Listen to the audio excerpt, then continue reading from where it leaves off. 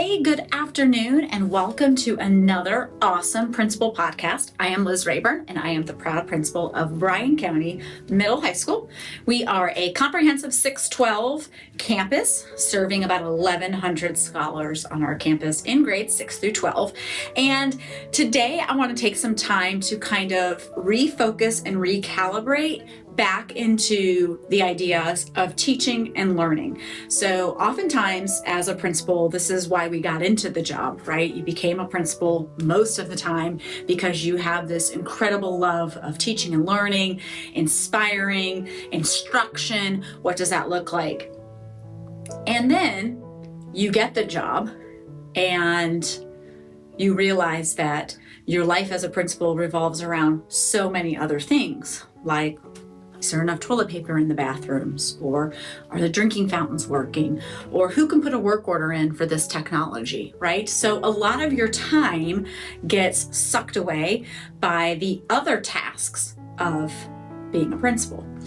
So I want to take time as we are focused back into almost testing season. We're about to hit spring. Many of us are about to take NWEA and spring MAP to give some good scores and good predictions going into GMAS, EOG, EOC season.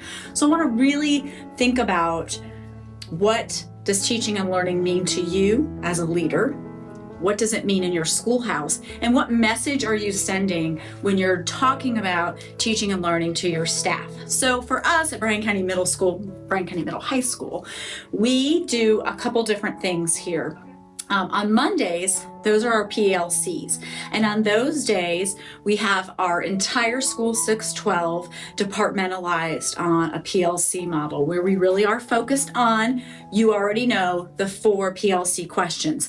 The key for our PLCs, I think, is incorporating what we call the PLC 4 into our daily lesson plan. So when we are thinking about the PLC 4 questions, such as what do we want all of our scholars to know, you should be able to directly find that in your learning target, right? And at our school, a learning target is a non-negotiable for me. I want every learning space to clearly identify what it is that we want scholars to know and do, and making sure that that do is not complete the worksheet or complete the assignment. So we spend a lot of time here focused on, for me, this learning target is an essential part of what we expect in our learning spaces and our lesson designs.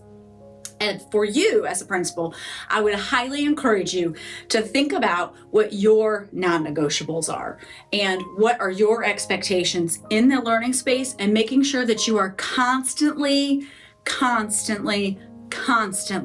reviewing and checking and supporting and inspecting. A very, very wise former principal told me many years ago, you can't expect what you don't inspect. And while I don't want to be a micromanager, I also want the expectation of a learning target to be a central expectation and focus in our schoolhouse. So I do inspect to make sure that we have a learning target. It is one of my non-negotiables. So in this time today, as we're thinking about teaching and learning and getting into that routine to really start to identify practices in your learning space, I want you to think about, write down somewhere, what are your teaching and learning or your instructional non-negotiables? For me, it is learning target has to have a know and a do. Every time I go into a learning space, I want to know if the lights are on or off. I have a real thing about lights being off in learning spaces. So if they are off, I want to know what the purpose is, why they're off. I want to know what the teacher's doing. Are they standing up? Are they sitting down? Are they working with students? What are they doing? And I want to know, what are the students learning? I don't like to ask students, what are you doing? I can see what they're doing. I want to ask students, what are you learning? And oftentimes when you take that second to ask the students what they're learning, that really can give you some good narrative that you can really have a good reflective conversation with your teacher if you're having some of that feedback. So for your PLC process, we do that on Monday. And on Wednesday, is probably the most powerful time we have, and that is our collaborative planning. And in collaborative planning, that is where we bring, in the middle school level, we bring our I teach English, you teach English, we're coming together to plan together, collaborative planning. At the high school level, we have maybe 4 teachers that teach Algebra 1, so we bring those teachers together at a common time, and we're doing some real collective reflection and work together collaboratively.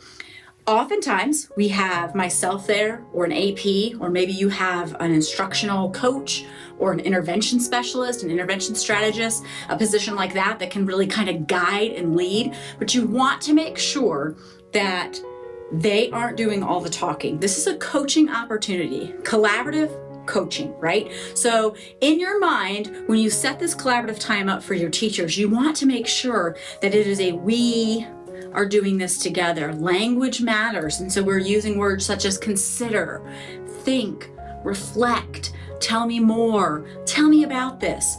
Why do you think this happened? What could you have done differently? So you're really stretching and probing some of those vocabulary words to help your teachers think reflectively about what they're doing in the learning space and what the result is that they're going to get out of the learning space. Also, this is another great time to reinforce whatever your non-negotiables are. So for me, non-negotiable learning target. So during collaborative planning, I use this as an opportunity to look at the learning targets and for us to have conversation about why the learning target is important.